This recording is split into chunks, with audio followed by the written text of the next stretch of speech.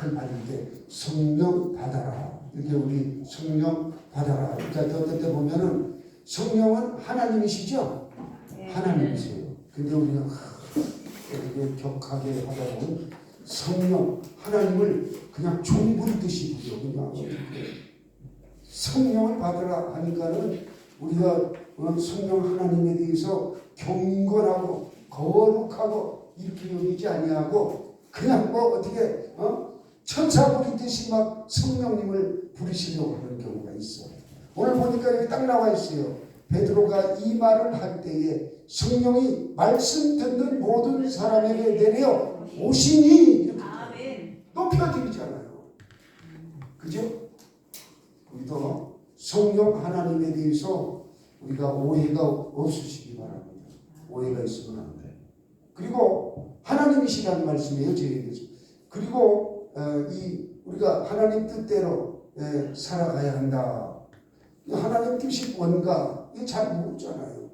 이걸 자꾸 내가 강조하는 이유는 여러분 이 교회 중심으로 말씀 중심으로 성령 중심으로 살아가는 자는 바로 이 삶의 구애를 받지 않아요. 왜 안 받느냐? 모든 것이 하나님이 주관하시는 일이기 때문에 그래요. 그래서 내가 기뻐하면은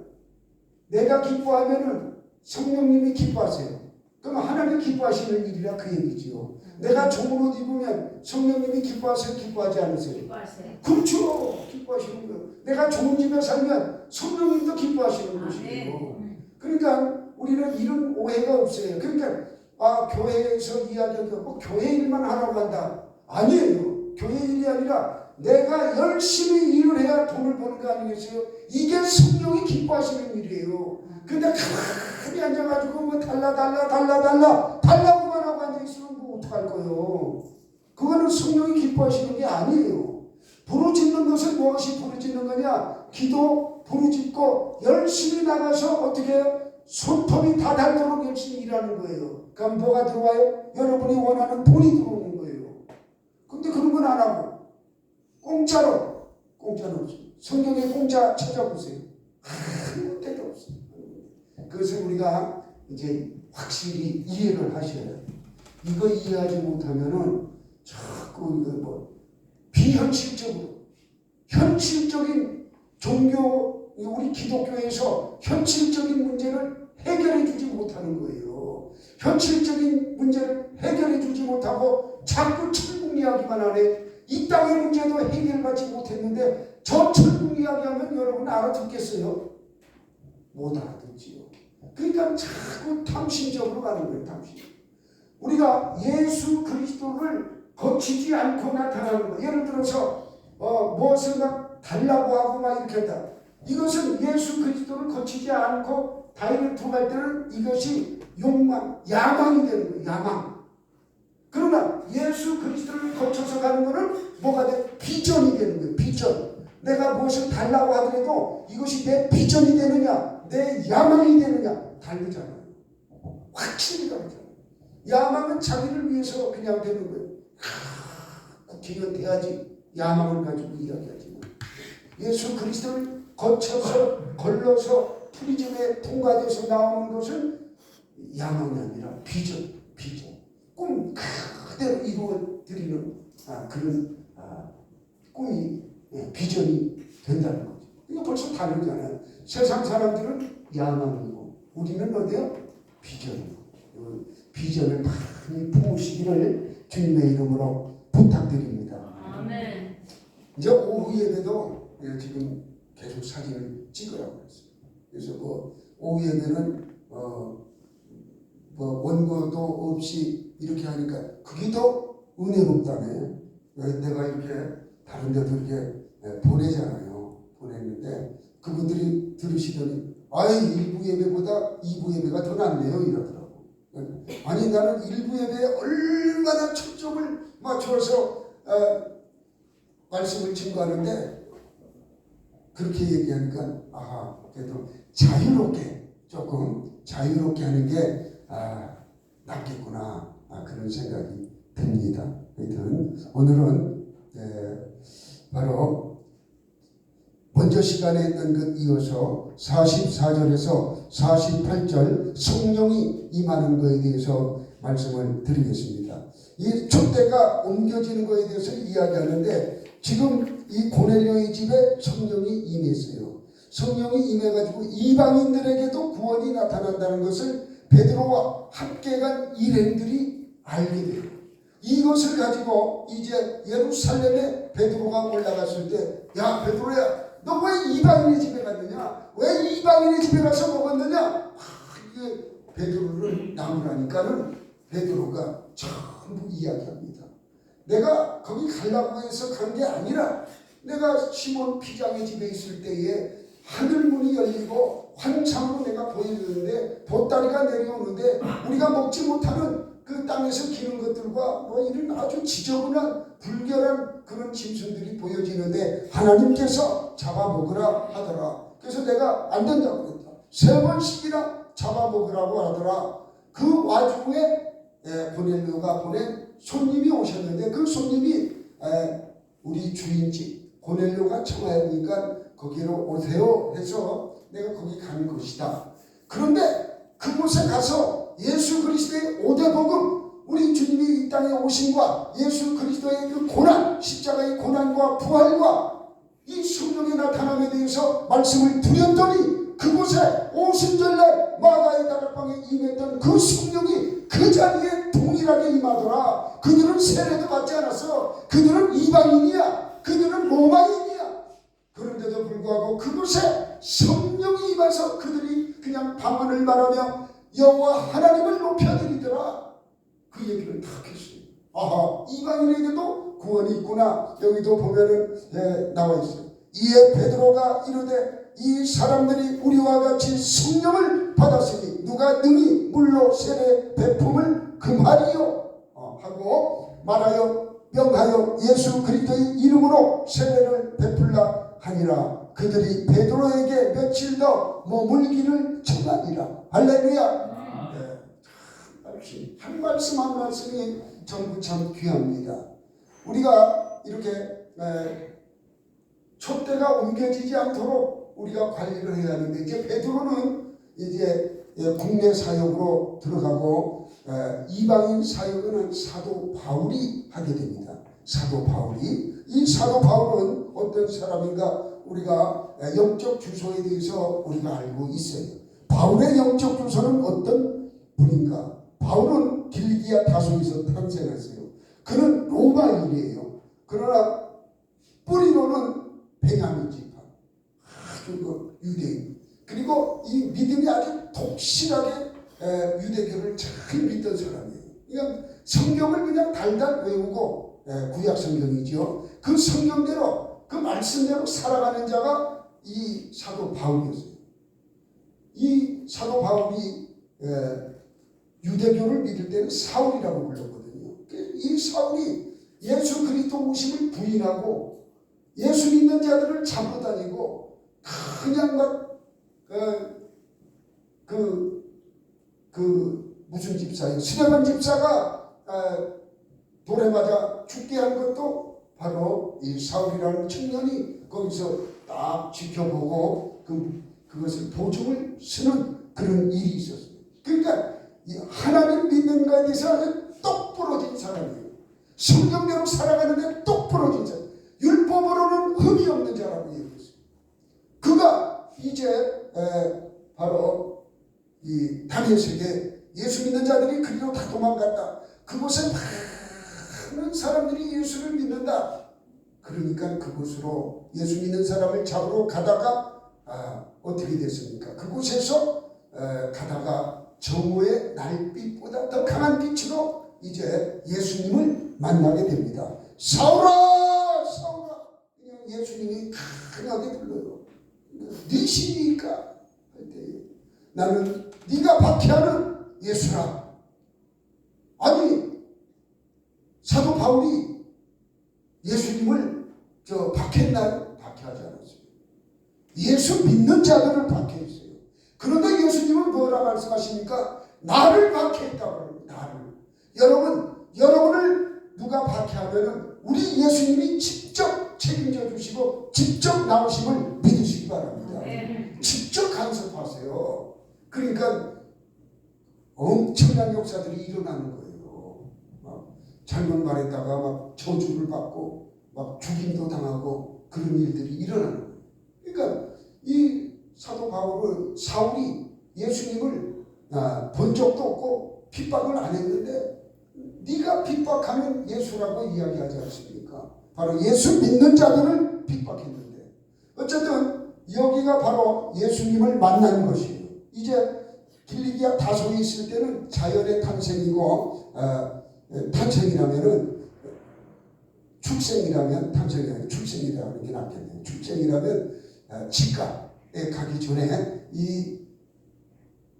이 광야에서 날빛보다 더 밝은 빛으로 정오에 그것을 탁 비춰지면 바로 예수 그리스도의 만남이에요.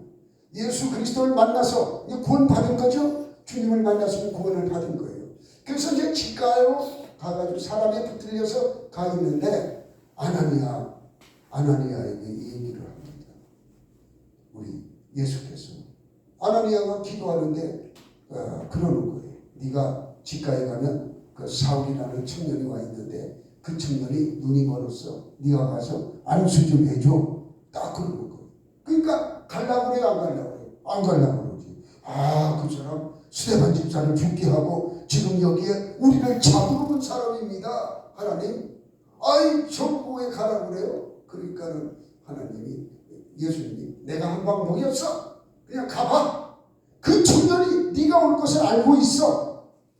딱 한 말씀에서 직가에 가서 안수를 하매 할렐루야. 눈에 가리웠던 것이 비밀이 벗겨지는 역사가 일어났어요. 그러니까 성령 세례를 받은 것이에요. 거기에서 이제 아나니아로부터 성령 세례를 받은 바울은 완벽하게 변화를 받습니다. 우리처럼 그냥 왔다 갔다가 아니라 완벽하게 이제 변화를 받아서 예수 그리스도를 이제 증거하는 자로 됩니다. 예수님을 증거하는 자. 그런데 주변에서 이제 많은 박해가 있고 그러니까 증거하다가 아라비아로 가게 되죠. 그래서 이 직가에서 무엇을 받았다? 성령 세례, 성령 충만을 받고 이제 그가 어디로 갔다고요? 아라비아에 가서 정말 삼층천에 올라가 가지고 하나님의 나라를 본 거예요. 내 몸에 있었던지 몸 밖에 있었던지 모르는 거예요. 그 얘기는 뭐예요? 이 영혼이 이 육체와 분리가 되어가지고 하나님 나라의 그 시장을 전부 보게 된 거예요. 전부 보고 모세가 말씀하시는 모세 할아버지가 말씀한 시장이 이거였구나. 이 시장을 보고 그가 기록한 것이 로마서로부터 히브리서까지 13권의 성경이 거기에서 내려오게 되는 것이에요. 그냥 막 되는 게 아니에요. 우리 모세오경도 모세가 그 시내산에서 하늘의 시장 하나님을 만나서 하늘의 시장을 보고 내려와가지고 기록한 것이 모세오경이고 그리고 만든 것이 무엇이에요? 성막이에요. 성막. 그 성막을 통해서 구원받는 그 길을 열어주지 않았어요. 성막이란 말이에요. 또 아브라함에게도 보여줬어요. 아브라함. 평강 아브라함. 살렘이라고 했어요. 누가? 아브라함. 살렘. 또 누구에게도 보여줬어요? 다윗에게도 불러줬어요. 다윗은 예루살렘이라고 했어요. 예루살렘. 많은 사람한테 많이 보여줬어요. 보여줘가지고 요한에게도 보여줬어요. 맨 마지막에.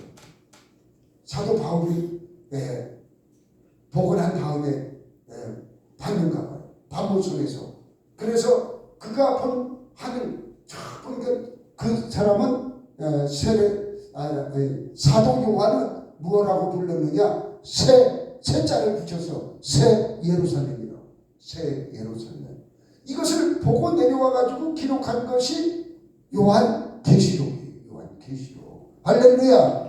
이 하늘의 시장을 보고 이야 정말 하나님 나라가 이렇게 있구나. 그것을 보고 말씀한 하나님 나라에 가는 방법 바로 우리가 말씀을 자꾸 묵상하고 보고 하는 이유가 하나님 나라를 이 땅에서 이루어가는 것이에요. 그 말씀이. 그렇게 해서 이제 사도 바울은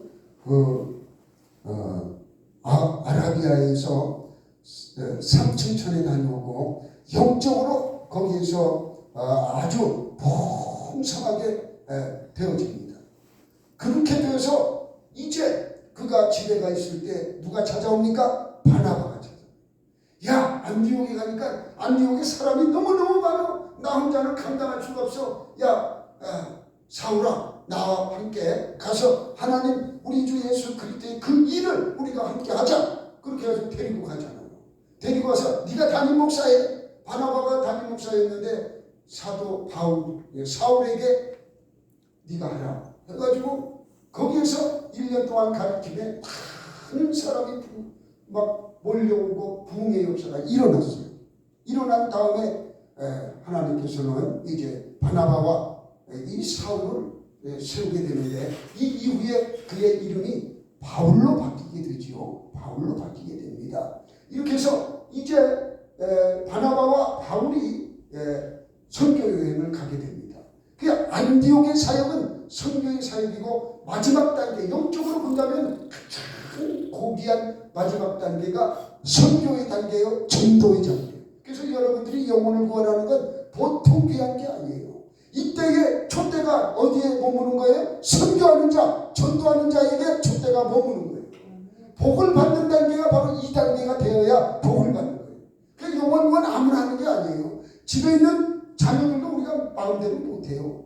막 두 마디만 하면 막 자녀가 막 눈을 위로 떴다 아래로 떴다 옆으로 떴다 좌로 떴다 그냥 눈을 막 돌려대니까 더 이상 얘기도 못하잖아요. 못해요.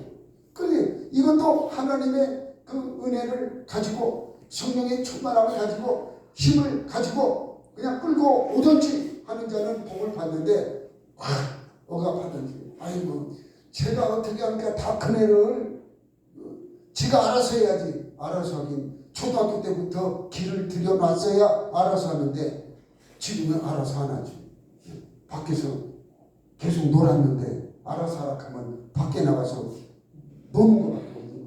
그런데 이제는 강권적으로 해요. 강권적. 그러니까 여러분들이 이 강권적으로 할 때 성령의 능력이 나타나요.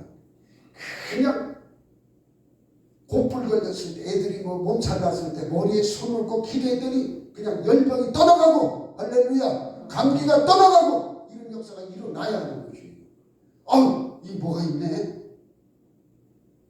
따라와 그래가지고 교회 와서 그가 변화받고 이제는 새 일을 행할 때에 하나님께서 은혜를 주시면 그 원하는 대로 부흥의 역사가 일어나는 것이에요.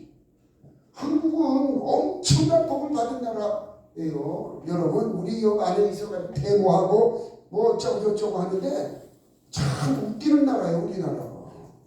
외국은 먹을 게 없어가지고 데모하고 전쟁하고 하는데 우리나라는 음식이 넘쳐나고 물질이 넘쳐나고 돈이 막 넘쳐나서 세상에 5만원짜리 아니면 들고 다니려고 하지도 않아. 여러분 지갑 보세요. 만원짜리 5만원짜리밖에 없지. 1,000원짜리 넣어가지고 다니는 사람 있어요? 없단 말이에요. 요새는 1,000원짜리 쓸 데가 없으니까 안 놓고 다녀. 시장 보는 사람 빼놓고. 시장 보는 사람은 1,000원짜리가 있어요. 아직도 콩나물 사려면 1,000원짜리가 필요하지만 그렇지 않은 분들은 어때요? 전부 다 5만원, 만원짜리 들고 다녀요.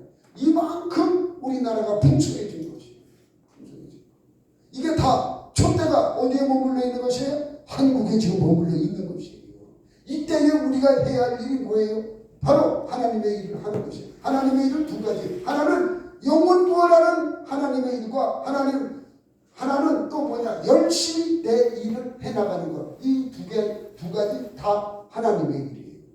그래서 자꾸 하나님의 일을 해야 한다 하는데 목사님들이 무슨 뜻인지도 모르고 자꾸 그렇게 가르쳐주면 성도들은 교회만 나오면 되는 줄 아는데 아니에요. 자기가 직장에 있을 땐 직장에서 최선을 다해야 하는 것이 할렐루야.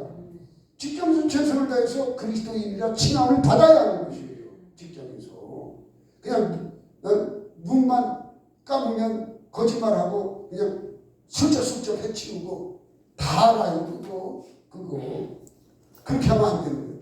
보든지 아니 보든지 끝까지 자기 일을 충성되게 있을 때 복을 받는 거예요. 사도 바울이 그랬잖아요. 사도 바울은 맞으면서까지, 사도 바울은 옥에 갇히면서까지 주의 일을 그렇게 했어요. 먹을 것 때문에 얼마나 고통을 받았고, 또한 동족으로부터 얼마나 고통을 많이 받았어요. 유대교에서 기독교로 이렇게 갈아타니까는 유대교인들이 내버려 두질 않는 거예요. 엄청난 고난을 받으면서도 그는 죽기까지 주의 종으로서 그 사명, 사도로서의 사명을 잘 감당했어요. 그래서 저와 여러분은 이 마지막 때에 성령의 나타남이 있는 직분자가 돼요. 성령의 나타남이 없으면 안 돼요. 그럼 성령의 나타남이 있는 자는 시기, 질투, 다툼, 원망 이런 게 나오나요, 안 나오나요? 나오지요. 나오지만은 이것을 이길 수 있는 힘이. 그런 거 안 나오는 사람은 사람도 아니고, 그건 어떻게 사람으로서 저 사람 좋은 거 가졌는데 나도 갖고 싶지, 그죠? 다 그런 게 있는 거예요. 기본 욕구는 다 있는 거예요. 근데 그것마저도 이길 수 있는 힘이 누가 주시느냐? 성령 하나님이 우리에게 주시는 거지. 그래? 좋다. 좋네. 이런 걸로 끝내야지. 저거 나 돈이 없는데 저 훔쳐가야지. 이런 맘 먹으면 안 된다는 거예요. 전에 나라를 이야기하면 안 되고, 어떤 나라 분들이 한국에 많이 이렇게 와서 사는데, 한국은 택배 오면 집문 앞에다 그냥 놓고 가잖아요. 택배가 자꾸 없어지는 거. 시켜놓으면 저기서 보냈다 하고, 여기서는 안 받았다 하고. 요새 한국 분들 그 남의 집 문 앞에 택배 온 거 가져가는 사람이 있어요, 없어요? 없죠. 한 사람도 없어요. 쓰레기를 가지고 그 쓰레기 봉지를 사야 하잖아요. 시커먼 봉지에다 해가지고 남집 앞에다. 이야, 대림동가 봐요. 난리가 나고 여기 뭐 CCTV 붙여놨다. 이건 말이에요. 쓰레기 전쟁이에요, 전쟁. 치우질 않아가지고 산더미처럼 쌓여있는 데도 있어요. 자, 그래서는 안 된다는 얘기예요. 그러면 기독인이 아니에요. 그렇게 해가는 자는. 그래서 이 나라 내 마음속에 이 촛대가 움직이지 않게 하기 위해서는 행동으로 우리가 그렇게 사는 것이 예배예요. 그 산제사라고. 산제사. 살아있는 제사, 바로 그것이 산제사고, 우리가 영과 진리로 드려지는 예배라고. 예배 그렇게 말씀은 아멘으로 해놓고 뒤로 나가가지고는 행동으로 안 옮기고, 그러면은 그 산제사가 될 수가 없는 것이. 자, 오늘 이 베드로가 이제 마지막 우리가 사도행전 10장에 11장까지 나오죠. 베드로가 이제 말씀 이야기하는 게 11장 이후 19절서부터인가 거기서부터는 이제 안 나와요. 안디옥 교회가 나오면서는 사도 바울이 나옵니다. 촛대가 이방인의 전도의 촛대가, 이방인의 선교의 촛대가 베드로에서 어디로 넘어간다? 사도 바울에게 넘어간다. 이 쓰임 받는 것, 물론 베드로가 그 다음부터는 아무것도 안 한 게 아니에요. 베드로는 예루살렘 유대인들을 위해서 사역을 감당하고, 유대인들을 위해서 사역을 감당하고, 사도 바울은 이방인을 위해서 사역을 감당합니다.